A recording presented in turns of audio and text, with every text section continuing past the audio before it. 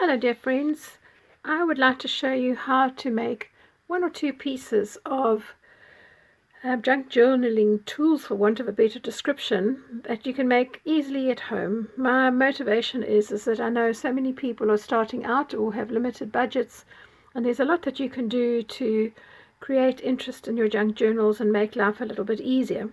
So we're going to start off our first piece by making some stamps using corrugated card. And you will just need to have the single face of corrugated card. So most packaging has a base layer.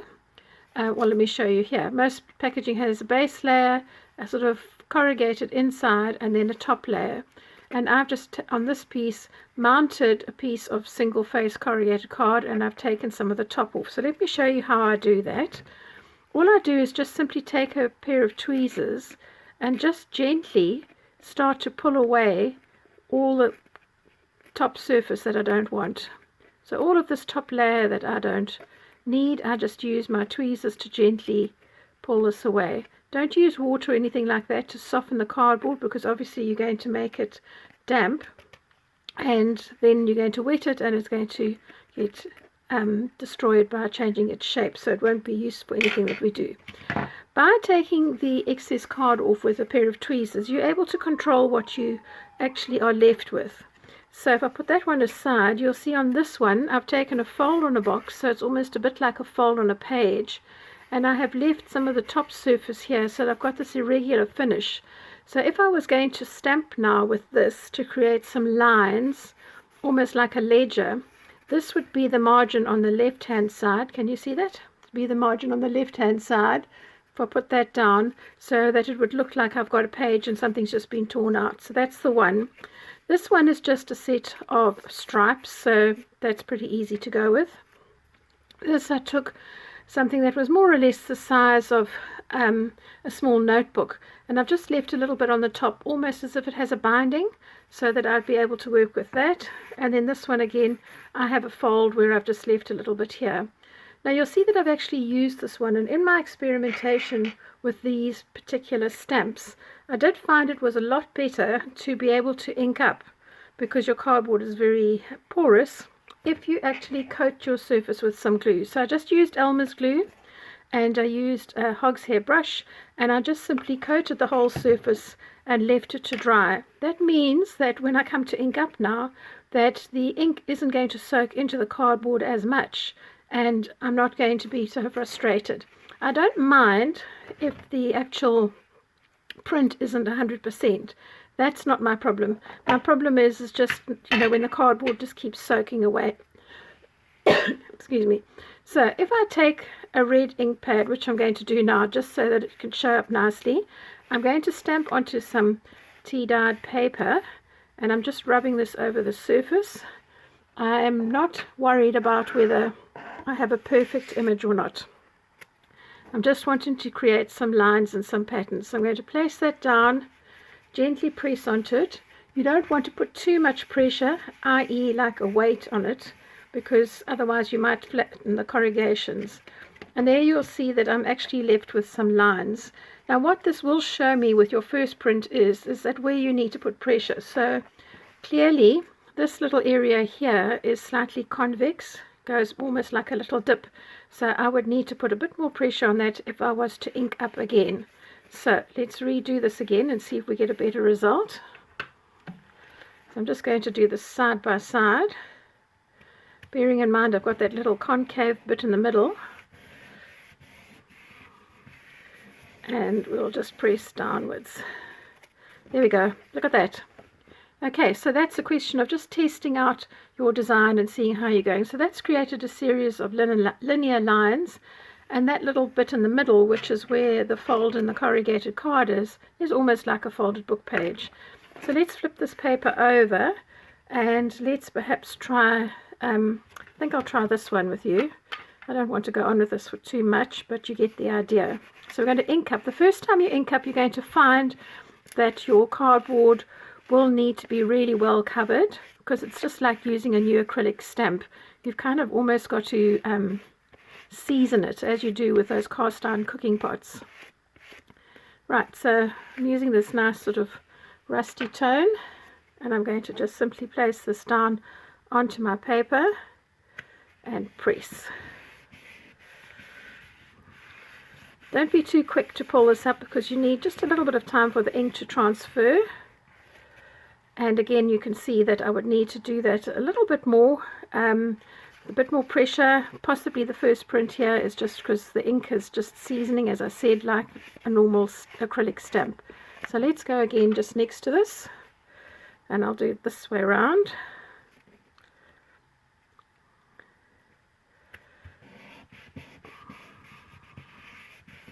There we go. Whatever marks I've got, I'm actually quite happy because it's just adding another dimension to my paper. So there you go. If I square this up and hold it to you, you see you've got a nice set of lines that you can actually use as a basis for starting some texture. And you can create any kind of pattern. You could create a little heart shape, you could do circles, you could do squares, whatever you fancy. So that's the first idea. I'm going to make a homemade blending tool now. Now I know that these little sponge blending tools aren't terribly expensive, but sometimes you don't want to buy one for every color that you have, and other times you just don't have the funds or you don't have time. So whatever the reason may be, we're going to set that one aside for now, and we're just going to simply take the lid of an old glue stick. You can see this one has had it. And I'm going to take a little Velcro dot. These are the ones that you use under your dining room chairs so that they don't scratch your floors. It has a bit of really strong double-sided tape here, and you're just going to simply glue that onto the top of your glue stick cap. Now what that means is that when you come to ink up something, you're just going to take your stamp pad and you're just going to moisten your little dauber, and you're just going to simply blend with that. You will find, because this is a slightly coarser fabric here, this velcroed surface, this felty stuff, that you will pick up a little bit of texture with that, as opposed to using one of these little sponges which give you a slightly finer, smoother texture. But it doesn't really matter because you're still getting the job done. And if you're just inking up edges, so for argument's sake, if I was just to ink up this little edge, I'm actually going to do the job pretty quickly and pretty easily. So it does save having to buy a lot of tools and things, and you've got these ready at hand as you use up your glue sticks. Alright, I hope that's helpful. Nice, easy, cheap, cheap alternative. I have a very delicate little image here which I fussy cut out of this little bee, and I want to stick it down, but honestly if I had to apply the glue with a glue stick it would be a nightmare. If I had to apply a lot of wet glue on here, it would also probably squeeze out on the sides, and I'm just wanting to glue it here onto my little stamp. And this was a little image that I cut out from Daphne's diary. They had a whole page of different size stamps. So what I have here for me for this tip is I have a piece of leftover laminated sheeting. Obviously I had a smaller image that needed to be laminated, and this was what was left over. You could use a plastic sleeve, that would work, or even maybe a sheet of glass. And all I'm going to do is simply put down a little bit of my glue onto the surface of my laminate sheeting. And then I'm going to take my image and just kind of drag it over the surface of this glue. You'll see that the glue becomes quite thin, just like that, trying to make sure that I get all the little feelers and legs coated. And then I'm just going to orientate that correctly. Oopsie, move the glue out of the way, and then position my little image down and glue that in place. I normally work with glue on a towel to mop up any little extra bits. I've just got one tiny bit of a feeler that hasn't glued, so I'm just going to take the back of this pair of tweezers just to put a little bit of glue there. And look at that, nicely glued down with very little mess. So that's a very easy way to do delicate fussy cuts. I think I'll just blot this little leg area once more. Yeah, there we go, all the glue's gone now. Really happy with that, nice and easy to clean up as well. I have a piece of bubble wrap here which I have mounted onto just a piece of cardboard box using some double-sided tape. Because this is a plastic, I do find that normal glues like your Elmer's and your PVA glues don't work very well. And if I hold this a little bit closer, you'll see that some of the bubbles have popped, some are semi-popped, and others are quite firm. So when I come to print with this, it's not going to give me completely even surface. It's going to be slightly irregular. I'm quite happy with that. So let's have a go. Let's just work with this brown. And I'm just going to rub this over the surface, just to cover it. Then, placing this down onto my tea-dyed paper, I'm just going to press. You want to make sure that you rub over the entire surface, but obviously don't press too hard, otherwise you're going to pop all your bubbles. And there you have it. Look at that. Really happy with that nice sort of soft, gentle background. And where the bubbles still have a lot of air in them, you get quite a nice solid shape. Where there's less air, it's slightly reduced. So that's really given me quite a nice sort of interesting background. Let's try a different color. Let's try a green. And for this, you could create any shape that you wanted to and cut your cardboard just to fit that shape. So if I work with a green next to this one, rubbing over the surface all over.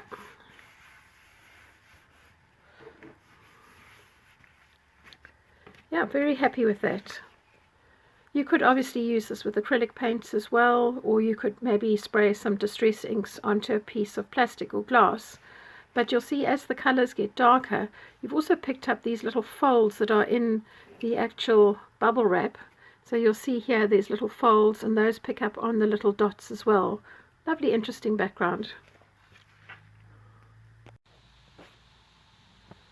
This is a really easy tool that you can make.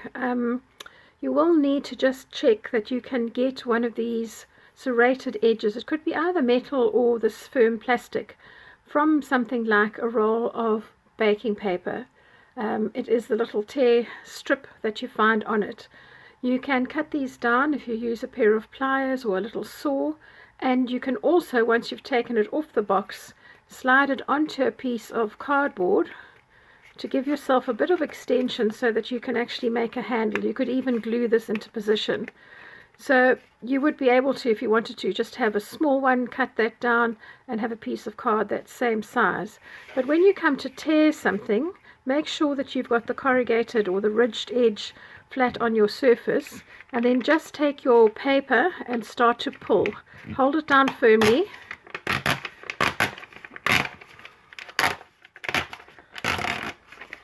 And you've got quite a nice sort of raggedy, almost deckled edge on the one side, and a lovely textured, grungy kind of look on the other for you to be able to ink up.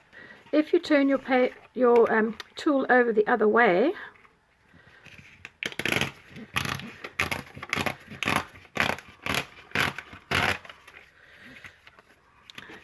you'll get a much more sort of torn, weathered kind of look, which may or may not be what you're looking for. But if you do want something where your tears are irregular and it looks as though it's been rubbed a lot, you could actually distress that a little bit further. So very, very simple little tear ruler, just made with the teeth from one of your boxes from baking paper, or maybe even your aluminium foil box. My next tip is just to show you how to make a mask when you're wanting to ink up something or paint somewhere and you don't actually want the design to cover the whole area. So I've made myself just a little demonstration pocket. I simply took one of these little notelets and just folded it in half, glued it down the sides, and then took one of these sort of library return book stamps and just stamped that on either side just to create a background. Nothing fancy, it just came from a little acrylic set. I don't have a number for you, but you can get these off Seymour and Shane, those kind of websites. They're not too expensive. So what I'd like to do now is to create a little notch for this little pocket, and to do that I'm going to do what we always do, is just use my little circle punch, insert that in here and cut out roughly half that circle. But okay, I haven't cut that very straight, never mind. But I'm wanting to ink up this background here, in other words the inside part, but I don't want the ink to cover on the top. So all I'm going to do now is simply just to take my circle punch again and punch out slightly larger than the original side that I did. Now I'm going to take my punched out piece of paper and slide that up so that it matches and marries the images around the edge, those little rounded edges. I'm going to hold that down flat, and then either using my homemade little blending tool or using one of these little daubers, I'm going to take some ink, holding my finger down firmly on both pieces of cardboard, and you will be able to see whether they match. I'm just going to simply ink over that. And this way it means that if you've got images stuck down, or you've actually got some text or something underneath, that you're actually only inking up that particular area and not the whole area.